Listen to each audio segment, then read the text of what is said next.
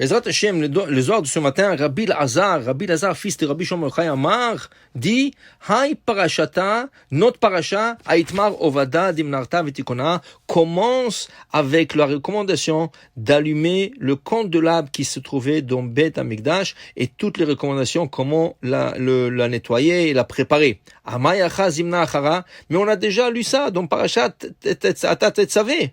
Là-bas, on a parlé de la menorah. Pourquoi on répète ici? Elle a dit Rabbi Lazar la raison, qui vend Denissim, qui arrive au Korbana de Matbecha, le prince des tribus. La semaine dernière, on parachat Nassau, on chacun à ce tour de rôle, on menait des sacrifices pour inaugurer le temple.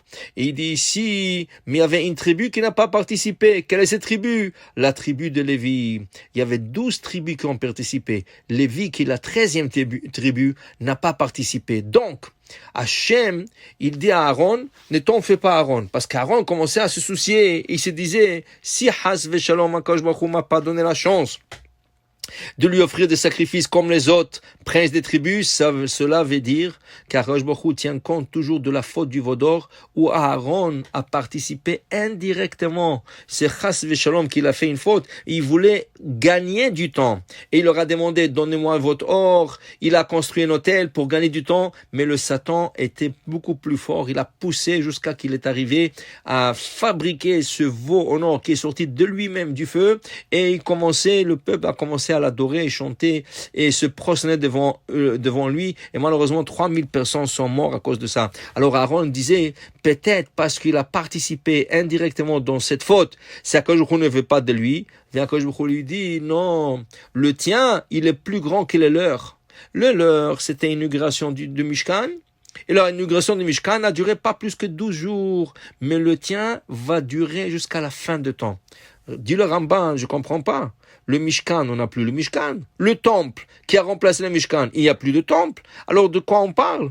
Dit le Ramban, là, on parle de bougies de Hanouka. Hanouka, Chinuch, inauguration, et Hanouka c'est aussi inauguration. Il dit le Ramban, aujourd'hui les bougies de Hanouka remplacent les bougies du candelabre qu'il y avait dans le Beth Amikdash.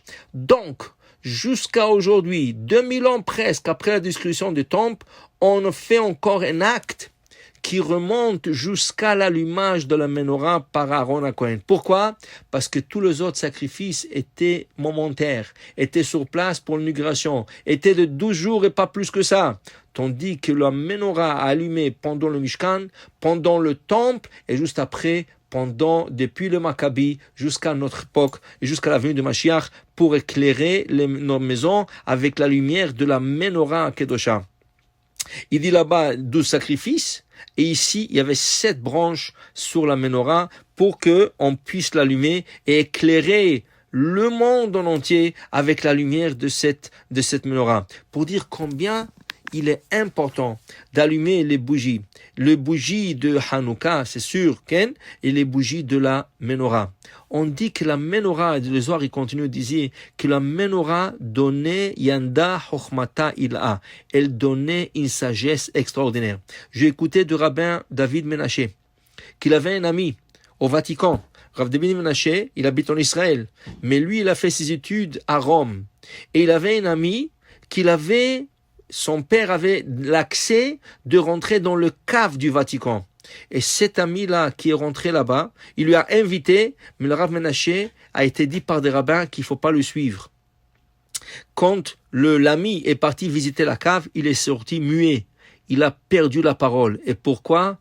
Parce qu'il a vu la menorah. La sainteté de la menorah, c'est quelque chose qu'on ne peut pas se tenir devant.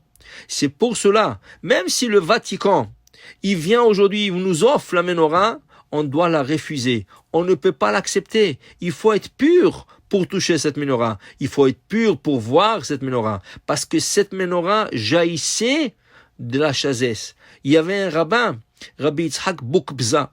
C'était un rabbin tunisien que lui aussi, il est parti au Vatican. Malheureusement, 3 jours plus tard, il est décédé. Il a dit c'est à cause de voir la menorah, la kedusha de cette menorah. C'est quelque chose d'extraordinaire. Il y a un cours de Rav Menaché très très fascinant de comment il y a un parallèle entre les 7 branches de la menorah, oui, qui est divisé en 18, parce que son auteur était 18 tefachim, c'est ça, et il y a aussi les 18 bénédictions de la Hamida et les 18 bénédictions du matin qu'on appelle Birkot HaShachar. Il a un cours extraordinaire, et tout ça découle de la menorah et la chokhmah que cette menorah nous donne. C'est pour ça qu'on dit que Hanouka, quand on allume la menorah, c'est une mitzvah de rester 20 minutes avec les bougies de la menorah.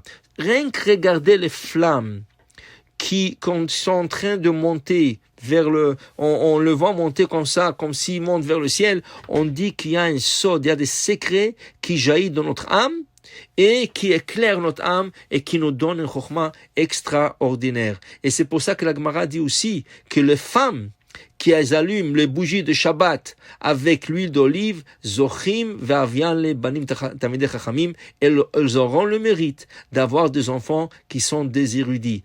Tout ça, c'est les bougies Ner Hashem Nishmat Adam. La bougie éclaire l'âme de l'homme. Et c'est pour ça qu'Aaron, il a eu quelque chose d'extraordinaire. Son sacrifice, c'est un sacrifice éternel. Ken Ner Tamid. Et c'est les bougies de Hanouka, c'est les bougies de Shabbat, et c'est les bougies que nous allumons. Et à travers la flamme, nous connectons avec Akadosh Baruch Hu. Baruch Adonai Le'olam. Amen ve Amen.